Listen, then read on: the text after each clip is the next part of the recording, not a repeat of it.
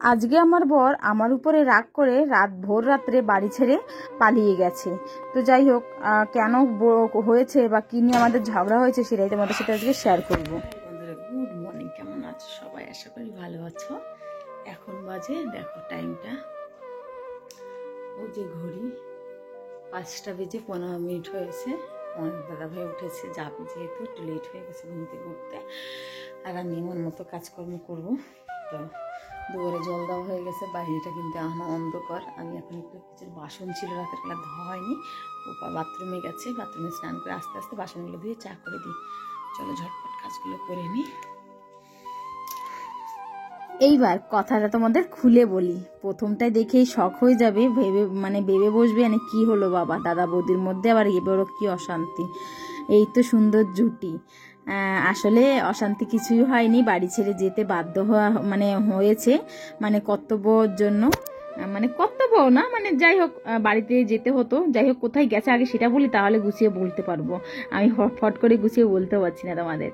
আসলে আমার বর গেছে অনেকটা দূর, যেটা হচ্ছে বিলাসপুর, আমাদের উড়িষ্যার বর্ডারের পাশে, উড়িষ্যার বাইরে, কি বলে, হ্যাঁ উড়িষ্যার বাইরে, ছত্তিশগড়ে আর কি গেছে। সেখানে আমারই ননদ একজন, তো সেই ননদের জন্য ছেলে দেখতে গেছে বা পাকা কথা দিতে গেছে, পাকা কথা বলতে গেছে, যার জন্য এই ভোরবেলা যেতে হবে। আমাদের এখান থেকে প্রায় 350 কিলোমিটার দূর। তাহলে সেই 350 কিলোমিটার যাওয়া আবার রিটার্ন আসা অনেকটা সময় ব্যাপার। সেজন্য তোমাদের দাদা ভাই, আমাদের বাড়ির আর বাদ বাকিরা সবাই কিন্তু গেছে। তো সেই পাকা কথা দিতে গেছে বলেই ঝটপট করে ঘুম থেকে উঠতেই বাপরে বাপ লেট হয়ে গেছে জানো। 5টার সময় বাড়ি থেকে বেরোনোর কথা, ও গাড়ি ছাড়বে 5টার সময়, সেটা হিসাব ছিল। তাহলে 4টার সময় আমাদের উঠতে হবে, আমাদের তো আবার এখান থেকে যেতে হবে উমরকটে, টাউনে যেতে হবে। তো সেই জন্য তোমাদের দাদাভাই লেট হয়ে গেছে। আমার দেওর ফোন করেছে 5টার সময়, ফোন শুনে আমরা দুজনে আচমকার মতন লাফ দিয়ে উঠলাম, হাই ভগবান এটা লেট হয়ে গেল।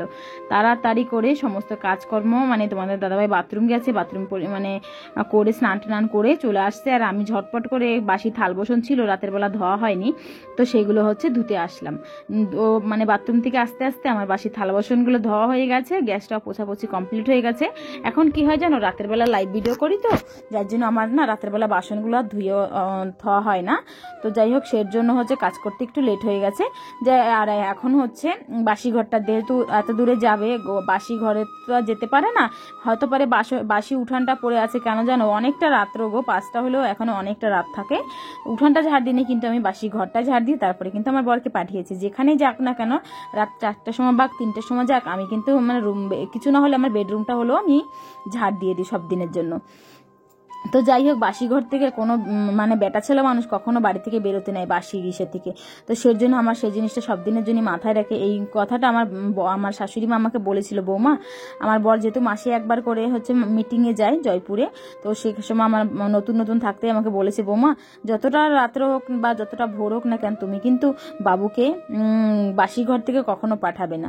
সেই কথাটা আমার কিন্তু মনের মধ্যে এখনো আছে, যেখানেই যাক না কেন আমি কিন্তু সবসময়ের জন্য করে বাসি ঘরটা ঝাড় দিয়ে তারপরে কিন্তু পাঠাই। বাইরেরটা কিন্তু এখনো বেশ অন্ধকার আছে, আর এখানে শুটবুট পরে বাবু পরে রেডি হয়ে বসে আছে। আর আমি তো একেবারে হাই পর হাই তুলেই যাচ্ছি, হাই দিয়ে আর পোষাচ্ছে না। ঘুমটা তো পোষায়নি, হঠাৎ করে আওয়াজ পেয়ে ঘুম থেকে উঠে গেছে। এখন চলে যাবে, চলে গেলে আমি আবার একটু ঘুমাবো। কেউ উঠে নাই, পুরো শুনশান, ভাল লাগে না এত তাড়াতাড়ি উঠে বসে থাকবো কি করতে। যতটুকু কাজ আমার দরকার ছিল করে নিয়েছি, একটুখানি শুয়ে থাকবো 1/2 ঘন্টার মতন। 6টার সময় উঠবো।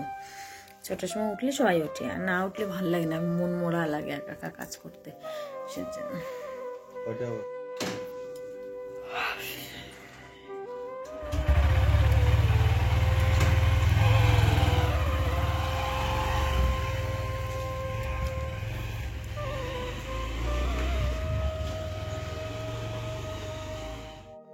চলো আমি শুয়ে পড়ি।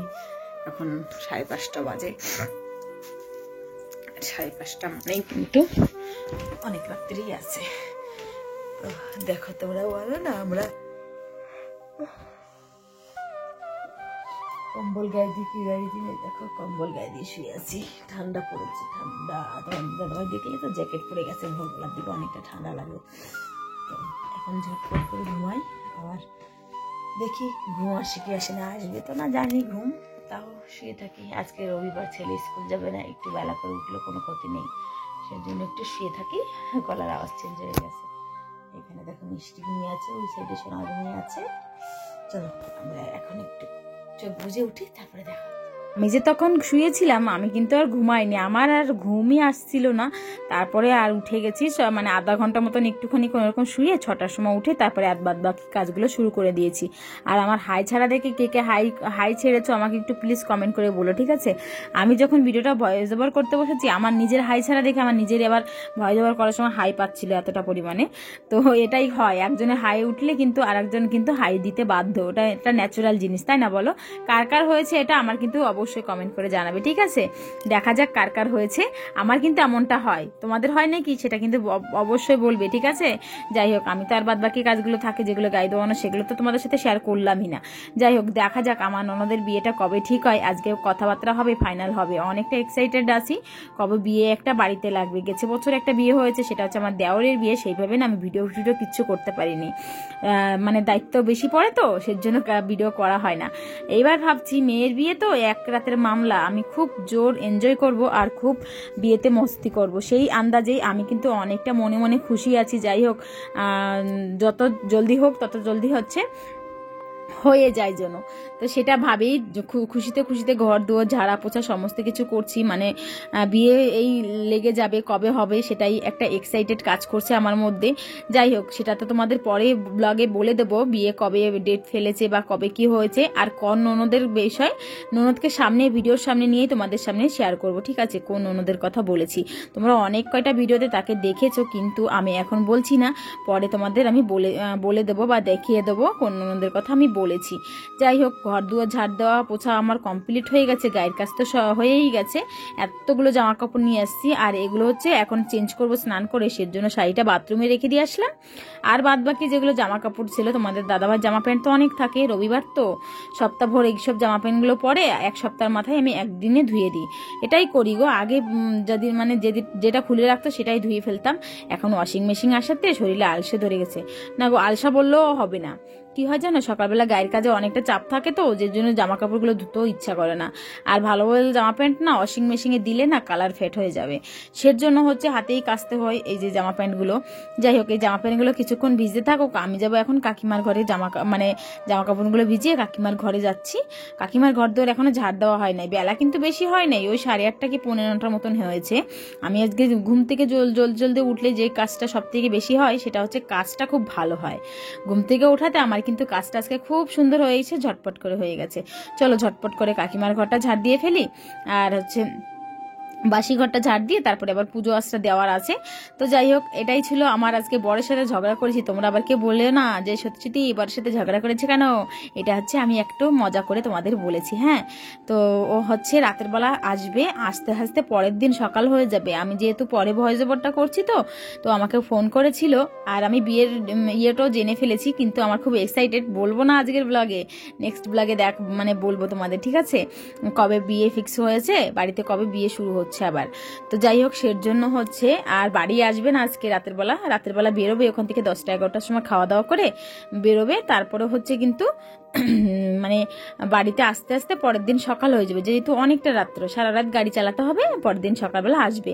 যাই হোক, কাকিমা এই ঘর যেহেতু তালা মারে রাখতে হয় পুজো দেওয়ার পরে, তো চাবিটা এখানে রেখে দিয়ে গেলাম।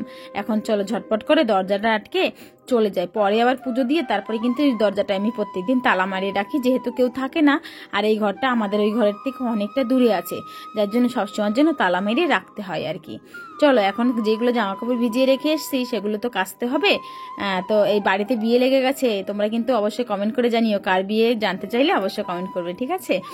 আর খুব সুন্দর এনজয় করব, এখন না একটু সময় আছে হাতে, কিন্তু বাড়িতে শুভকাম শুরু হয়ে যাবে। এখন হচ্ছে যেগুলো জামা কাপড় আমি ভিজিয়ে রেখে গেছিলাম, হাতে গোনা অনেকটা জামা কাপড় আমি কেচেও ফেলেছিলাম, তখন আমার দিদি ফোন করেছিল, দিদির সাথে কথা বলতে বলতে বেশ কিছুটা জামা কাপড় কাচা হয়ে গেছে। তারপরে হঠাৎ করে মনে হলো, আহারে আমি তো ভিডিও করছিলাম, এটাই কিন্তু আমি বারবার ভুলে যাই। যে আমি হচ্ছে একজন ভিডিও করা মানুষ, তো মাঝে মধ্যে ভুলে যাই যে আমাকে প্রত্যেকদিন একটা ভিডিও আপলোড করতে হবে, তো সেটাই মাঝে মধ্যে মাথা থেকে উড়ে যায়। যাই হোক, চলো আজকে আর একটু বেশিই খুশি আছি, আমাদের ইন্ডিয়ার ম্যাচ আছে, আমার তো খুব ভালো লাগে ক্রিকেট খেলা দেখতে। কার কার ভালো লাগে একটু কমেন্ট করে জানাবে, ঠিক আছে? যাই হোক, এখন হচ্ছে যেই সব জামা কাপড়গুলো ছিল বেশ অনেকটা, মানে 2 ভাগের বেশি কাঁচা হয়ে গেছে, অল্প কিছুটা ছিল। তো ভাবলাম যে চলো জামা কাপড়গুলো ভেজানো দেখিয়েছি, যদি একটু কাঁচাই না দেখায় তাহলে তোমরা আবার কি বলবে আনে যে বৌদি জামা কাপড়গুলো শুধু ভিজিয়ে রেখেছো, কাঁচা ধোয়া করনি। তো যাই হোক, এই যে হচ্ছে আমার জামা কাপড়গুলো কাঁচা আমার কমপ্লিট হয়ে গেছে। এখন চলো হাতে জামা কাপড়গুলো ঝটপট করে ধুয়ে আনি। তারপরে তোমরা আমাকে অনেকেই বলো বৌদি কাঁথা কাঁচা ভিডিও দাও, বৌদি ওয়াশিং ভিডিও দাও, বৌদি কম্বলে ব্ল্যাঙ্কেট ওয়াশিং দাও। সবই হবে, গরমটা পড়তে দাও, দেখো না নাক দিয়ে মুখ দিয়ে কাজ আছে আমার সামনে, ঠিক আছে? পরপর পরপর ব্লগগুলো দেখতে থাকো, সব পাবে। ভালোবাসা দিতে থাকো, ভিডিওগুলো শেয়ার করে দিও ভালো লাগলে, আর সুন্দর সুন্দর মিষ্টি মিষ্টি কমেন্ট করবে, আচ্ছা ঠিক আছে? আমার কিন্তু এখানে মিষ্টি পিছনে দেখতে পাচ্ছ, আমার কাজের থেকে আমার মিষ্টির কাজ দেখো। বস্তা থেকে দানা নিয়ে বাছুরটাকে দানা খাওয়াচ্ছে বারবার করে। ও কিন্তু এরকম আকাজ প্রত্যেক দিন করে। এই বাছুরটা যে ওর কত প্রিয়, তাও আবার এটা হচ্ছে ওর পাপার বাছুর, যেটা হচ্ছে আমাদের ওই বড় গাইটা যেটা দোয়ায় না লালিকে, লালির বাছুরটা যেটা, সেটা হচ্ছে ওর বাছুর, কিন্তু এটা হচ্ছে পাপার বাছুর। লাগবে নিজের বাছুরের সাথে না, লাগবে সবসময় এই বাছুরটার সাথে। এমনভাবে পিঠের উপরে শুয়ে থাকে না, আমি তোমাদের একদিন দেখাবো না বলেই, যে কত সুন্দর একটা, মানে ছোট ছোট মানুষ তো, দুজনই ছোট, অবুঝ দুজনই, তো এত ভালোবাসা দেয় না বাছুরটাকে, দেখলে পরাণ শান্তি হয়ে যায়।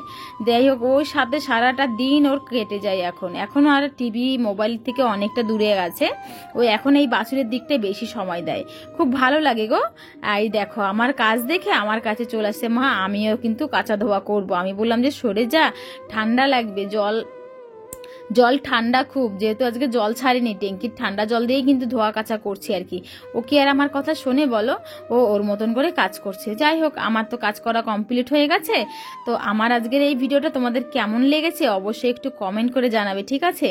আমি কিন্তু এরপরে আর ভিডিওই কিচ্ছু করিনি, লাইভে চলে আসছিলাম রান্নাবান্না করার সময়, তারপরে আর ভিডিও করা হয়নি। আর আজকের আমার এই ভিডিওটা এইটুকুই। হ্যাঁ, আমার এই ছেলে মেয়ে সবাই মিশে আমার সাথে হাতে হাতে কাজ করে দিচ্ছে, দেখতে পাচ্ছ?